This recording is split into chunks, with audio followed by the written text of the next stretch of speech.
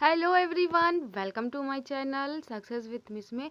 तो आज की वीडियो में हम देखने वाले हैं यूपी ट्रिपल एससी पेट का जो एग्ज़ाम होने वाला है 28 और 29 अक्टूबर का, जो हिंदी का टॉपिक है वर्णमाला, उसके हम क्वेश्चन देखेंगे। तो इसके टॉप 20 प्रश्न हम देखेंगे, जो यूपीपी और एसएससी जीटी के लिए भी काफ़ी ज़्यादा यूज़फुल रहने वाली वीडियो है। तो चलिए शुरू कर लेते हैं। और चैनल पर नए हो तो मेक श्योर चैनल को सब्सक्राइब कर लीजिएगा, एक प्यारा सा लाइक कर दीजिएगा वीडियो को। तो चलिए शुरू करते हैं। पहला प्रश्न क्या है? पहला प्रश्न है, हिंदी में ध्वनि के कितने प्रकार होते हैं? तो बताना है हिंदी में ध्वनि के कितने प्रकार होते हैं। तो इसके ऑप्शन है, पहला है 3, 4, 6 या फिर 5। तो देखिए, जो हिंदी में ध्वनि के प्रकार होते हैं वो होते हैं 2 प्रकार। इसमें मिस प्रिंट हो गया है, तो इन आप ऑप्शन को ना देखिए। तो ध्वनि के 2 प्रकार होते हैं, ठीक है। तो इसका आंसर हो जाएगा 2 प्रकार होते हैं। चलिए अगला देखते हैं, अगला प्रश्न क्या है। अगला प्रश्न है अगला प्रश्न है, निम्न में दीर्घ स्वर नहीं है। बताना इनमें से ऐसा कौन सा प्रश्न है जो दीर्घ स्वर नहीं है। तो इसके ऑप्शन है छोटी ई, बड़ी ई, ए या फिर ए। तो इसमें से बताना इसमें कौन सा दीर्घ स्वर नहीं है। तो इसमें ऑप्शन हो जाएगा ए नंबर, ई छोटी ई दीर्घ स्वर नहीं है। चलिए अगला देखते हैं, अगला प्रश्न क्या है। अगला प्रश्न है, निम्न में से अंतस्थ व्यंजन कौन सा है। ऐसा बताना इनमें से कौन सा व्यंजन अंतस्थ है। तो देखिए, जो अंतस्थ व्यंजन होते हैं वो 4 प्रकार के होते हैं। तो इनमें से बताना इनमें से कौन सा अंतस्थ व्यंजन है। तो पहला ऑप्शन है ग, व, ज और सा। ऑप्शन क्या है? ग, व, ज और सा। तो देखिए, जो इनमें से अंतस्थ व्यंजन है वो है वाह। तो इसका राइट आंसर हो जाएगा बी नंबर। चलिए नेक्स्ट देखते हैं, नेक्स्ट क्या है प्रश्न। नेक्स्ट प्रश्न है, निम्न में से अल्प प्राण व्यंजन कौन सा है। इसे बताना है। देखिए, वेरी इंपॉर्टेंट क्वेश्चन है। अगर आप किसी भी गवर्नमेंट एग्जाम की तैयारी कर रहे हो जिसमें से हिंदी आती हो, और तो काफ़ी ज़्यादा यूज़फुल रहने वाली वीडियो है। तो वीडियो को एंड तक ज़रूर देखिएगा, ठीक है। तो चलिए इसमें बताना है अगला प्रश्न, निम्न में से अल्प प्राण व्यंजन कौन सा है। तो देखिए, जो अल्प प्राण व्यंजन होते हैं वो देखिए प्रत्येक वर्ग का पहला, तीसरा और 5वां जो वर्ण होता है वो अल्प प्राण व्यंजन कहलाते हैं। तो इसमें ऑप्शन क्या दिए गए हैं? ऑप्शन है ख, ग, व और ठ। तो देखिए, जो इसमें अल्प प्राण हो जाएगा वो हो जाएगा ग नंबर, ठीक है। तो इसका राइट आंसर हो जाएगा बी नंबर। चलिए नेक्स्ट देखते हैं, नेक्स्ट क्या है प्रश्न। नेक्स्ट प्रश्न है, निम्न में से घोष वर्ण कौन सा है। बताना है कि इसमें से घोष वर्ण कौन सा है। तो इसके ऑप्शन है ज, दूसरा है च, तीसरा है क और ट। तो देखिए, इनमें से जो घोष वर्ण है वो है जा नंबर। तो इसका जा हो जाएगा। तो इसका राइट आंसर हो जाएगा फर्स्ट नंबर। चलिए नेक्स्ट देखते हैं, नेक्स्ट क्या है प्रश्न। नेक्स्ट प्रश्न है, निम्न में से ओष्ठ वर्ण कौन सा है। इसे बताना है ओष्ठ वर्ण कौन सा है। तो देखिए, जिसका उच्चारण होंठ से होता हो तो वो ओष्ठ वर्ण कहलाते हैं। तो इसके ऑप्शन है आ, उ, ई या फिर आ। तो देखिए, जो ओष्ठ से वर्ण उच्चारित होता है वो होता है उ, ठीक है। तो इसका राइट आंसर हो जाएगा बी नंबर। चलिए अगला देखते हैं, अगला प्रश्न क्या है। अगला प्रश्न है, निम्न में से काकल्य वर्ण कौन सा है। तो देखिए, जो काकल्य वर्ण होता है वो कौन सा वर्ण होता है। वेरी इंपॉर्टेंट है क्वेश्चन, तो डबल स्टार करिएगा इसको। तो देखिए, जो काकल्य वर्ण होता है तो क्या होता है, इसके ऑप्शन है देखेंगे। पहला है जा, दूसरा है हा, तीसरा है शा और चौथा है खा।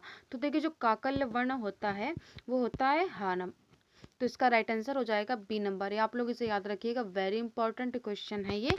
चलिए नेक्स्ट देखते हैं, नेक्स्ट क्या है प्रश्न। नेक्स्ट प्रश्न है, निम्न में से या का उच्चारण स्थान क्या हो जाएगा। या का जो उच्चारण स्थान है वो क्या है। पहला ऑप्शन है मूर्धा, सेकंड है कंठ, तीसरा है ओष्ठ और चौथा है तालु। तो देखिए, जो या का उच्चारण स्थान होता है वो होता है तालु। तो इसका राइट आंसर हो जाएगा 4 नंबर। चलिए अगला देखते हैं, अगला प्रश्न क्या है।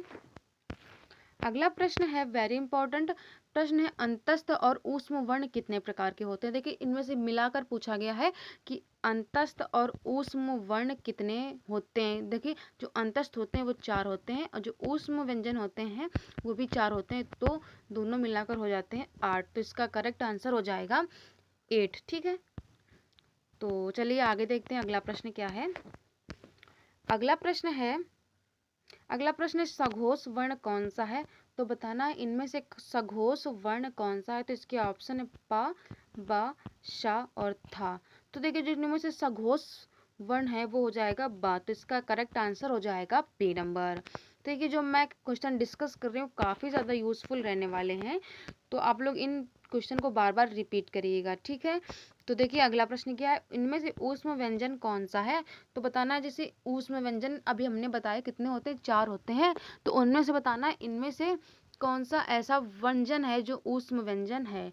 तो पहला ऑप्शन है पा, बा, का और हा। तो देखिए जो ऊष्म व्यंजन होते हैं देखिए वो शा शीटी वाली शा, खटकोट वाली शा और सा से सरौता और हा से हल, ये 4 व्यंजन जो हैं ये ऊष्म व्यंजन कहलाते हैं। काफ़ी ज़्यादा यूजफुल रहने वाली वीडियो है ये।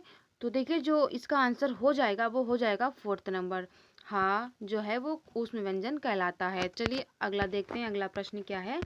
अगला प्रश्न है निम्न में से कौन टा वर्ग में नहीं है? तो बताना है जो इनमें से वर्ण दिए गए हैं वो कौन से टा वर्ग में नहीं आता है। तो पहला है ठ, दूसरा है ढ, तीसरा है का और चौथा है टा। तो देखिए जो सिंपल सा क्वेश्चन है, इनमें से टा वर्ग में कौन सा नहीं आता है? तो ये का नहीं आता है, का वर्ण नहीं आता है, तो इसका करेक्ट आंसर हो जाएगा सी नंबर। चलिए नेक्स्ट देखते हैं, नेक्स्ट कौन सा क्वेश्चन है। नेक्स्ट है, सॉरी ये रिपीट हो गया है क्वेश्चन, ये गलत है, तो इसमें आप लोग कर लीजिएगा, ये क्वेश्चन रिपीट हो गया है। तो आप लोग इसमें जो प्रश्न बनाएंगे वो बनाएंगे हिंदी वर्णमाला में कितनी लिपियां होती हैं। इसमें से बताना है हिंदी वर्णमाला में कितनी लिपियां हैं। तो जो लिपियां होती हैं हिंदी वर्णमाला में कुल 52 होती हैं, तो इसका करेक्ट आंसर हो जाएगा 52। ठीक है, ये मिस्टेक हो गई, सॉरी इसके लिए। चलिए अगला देखते हैं, अगला प्रश्न क्या है। अगला प्रश्न है निम्न में से अर्ध विवृत स्वर है, इनमें से बताना ऐसा कौन सा वर्ण है जो अर्ध विवृत है। तो इसके ऑप्शन है आ, बड़ा आ, ए या फिर उ।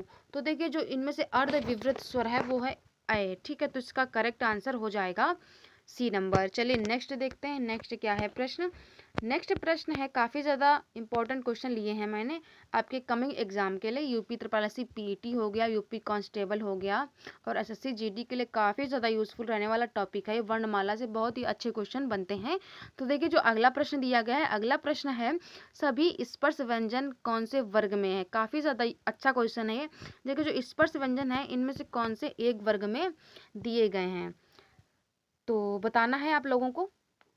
तो देखिए जो पहला ऑप्शन है क र ल ह, का चा पा और द। सी नंबर है या श द र और चौथा है हा श र ब। तो देखिए जो सभी स्पर्श व्यंजन हैं वो किस उसमें दिए गए हैं, तो वो दिए गए हैं सी नंबर में, तो इसका करेक्ट आंसर हो जाएगा सी नंबर। ठीक है, चलिए अगला देखते हैं, अगला प्रश्न क्या है। अगला प्रश्न है सभी महाप्राण वर्णों वाला वर्ग कौन सा है। तो देखिए जो जो महाप्राण वर्ग होते हैं वो होते हैं पहला और सॉरी दूसरा और चौथा जो होता है वो महाप्राण व्यंजन कहलाते हैं। तो इसका प्रत्येक वर्ग का दूसरा और चौथा जो वर्ण होता है वो महाप्राण वर्ण कहलाता है। तो ठीक है, देखिए पहले इसके ऑप्शन देखेंगे। पहला ऑप्शन है खा छा ठ, बी नंबर है धा चा ड, सी नंबर है मा शा धा और डी नंबर है या द और धा। तो देखिए जो महाप्राण व्यंजन होते हैं वो होते हैं दूसरा और चौथा, तो इसका जो करेक्ट आंसर हो जाएगा वो हो जाएगा फर्स्ट नंबर। तो देखिए तो जो का वाली लाइन होती है उसमें खा दूसरे नंबर पे आता है और जो चा वाली लाइन होती है उसमें भी छा जो दूसरे नंबर पे आता है और जो टा वाली लाइन होती है वो दूसरे नंबर पे आता है। तो ये करेक्ट आंसर हो जाएगा इसका फर्स्ट नंबर। ठीक है, चलिए अगला देखते हैं, अगला प्रश्न क्या है। अगला प्रश्न है जो वा व्यंजन क्या कहलाता है। तो देखिए जो वा व्यंजन होता है तो इसके ऑप्शन देखेंगे ऊष्म है कि अंतस्थ है कि महाप्राण है कि अघोष है। तो देखिए जैसा कि मैंने बताया पीछे, तो देखिए जो या, रा, ला और वा, तो ये जो 4 होते हैं ये अंतस्थ व्यंजन कहलाते हैं। तो देखिए जिसमें वा आ रहा है तो ये अंतस्थ हो जाएगा करेक्ट आंसर, तो इसका आंसर हो जाएगा सेकंड नंबर। ठीक है, याद रखिएगा वा क्या है, वह एक प्रकार का अंतस्थ व्यंजन है। ठीक है, चलिए अगला देखते हैं, अगला प्रश्न क्या है। अगला प्रश्न है पा, फ, बा, भा और मा व्यंजन होते हैं वो किस प्रकार के व्यंजन कहलाते हैं।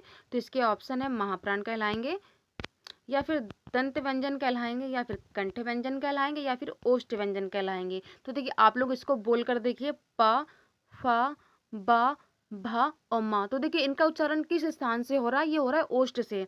आप बिना ओष्ठ के बोल के देखिए, नहीं बोलेगा, ठीक है। तो ये ओष्ठ की सहायता से ही बोले जाते हैं, प, फ, ब, भ, म। तो इसका करेक्ट आंसर होगा डी नंबर, ठीक है। तो चलिए नेक्स्ट देखते हैं, नेक्स्ट क्या है प्रश्न। नेक्स्ट प्रश्न है, दंतोष्ठ ध्वनि कौन सी है? इनमें से बताना है दंतोष्ठ ध्वनि कौन सी है। तो पहले ऑप्शन देखेंगे, र, य, फ और व। तो देखिए जो इसका करेक्ट आंसर हो जाएगा वो हो जाएगा वा। जो वा ऐसा वर्ण है जो दंतोष्ठ मतलब दंत से और ओष्ठ से दोनों से बोला जाता है वा। आप लोग बोल के देखिए वा, ठीक है। तो दंत और ओष्ठ दोनों का यूज हुआ है वा बोलने में, तो उसका करेक्ट आंसर हो जाएगा डी नंबर, ठीक है। तो ये रही आप लोगों के लिए हिंदी वर्णमाला के काफ़ी ज़्यादा यूज़फुल रहने वाले प्रश्न, जो आपके coming exam UP triple S C PT के लिए काफ़ी ज़्यादा यूज़फुल रहने वाला वीडियो है। मैं आशा करती हूँ आप लोगों को ये वीडियो काफ़ी ज़्यादा अच्छी लगी होगी, और अच्छी लगे तो शेयर कर दीजिएगा अपनी फ्रेंड्स और फैमिली में जिनका भी एग्ज़ाम हो पीटी का, तो उनके लिए भी ये काफ़ी ज़्यादा यूज़फुल वीडियो होगी। और चैनल पर नए हो तो मेक श्योर चैनल को सब्सक्राइब कर दीजिएगा ऐसे ही वीडियोस के लिए। तो चलिए मिलती हूँ अगले वीडियो में इसका पार्ट 2 लेकर। तो देखिए जो मैं ये क्लास डेली आती है 8:30 बजे आती है रात में, तो आप लोग सब्सक्राइब करके बेल आइकन ज़रूर प्रेस कर दीजिए कि ताकि नोटिफिकेशन आप तक पहुँच सके जब मैं वीडियो अपलोड करूँ। तो चलिए मिलती हूँ अगले वीडियो में, तब तक के लिए बाय।